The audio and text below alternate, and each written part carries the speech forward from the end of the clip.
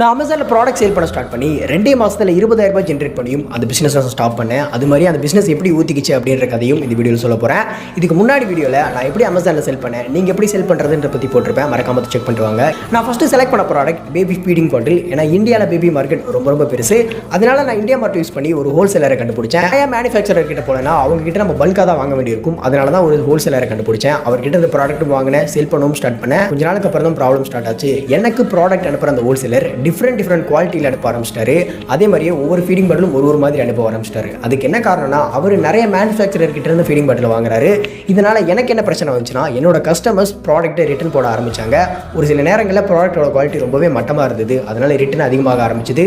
முக்கியமாக ஒரு விஷயம் என்னன்னா அமேசான், ஃப்ளிப்கார்ட் மாதிரியான சைட்ஸ் ரிட்டர்னுக்கு நம்ம கிட்ட தான் சார்ஜ் பண்ணுவோம். அதனால 70-80 ரூபா அதுலேயே வந்து லாஸ் ஆக ஆரம்பிச்சது. அதுக்கு அடுத்த பிரச்சனை என்னன்னா நான் 150 ருபீஸ்க்கு என்னோட ஹோல்சேலர் கிட்ட இருந்து வாங்கி 300 ரூபாய்க்கு சேல் பண்ணேன். அப்படி இருந்துமே என்னோட ப்ராஃபிட் மார்ஜின், அமேசானோட commission, shipping charges and then GST, import charges இது எல்லாத்தையும் தாண்டி எனக்கு வெறும் 20-30 ரூபா தான் ப்ராஃபிட் இருந்தது. ரொம்பவே கம்மியான மார்ஜின் இருந்தது. இது இல்லாமல் ரிட்டர்ன்ஸ்னால எனக்கு நிறைய லாஸ் வர ஆரம்பிச்சது. நிறைய பேர் யோசிக்கலாம் வேற ஒரு ஹோல்சேலரை கண்டுபிடிக்கலாமேன்னு.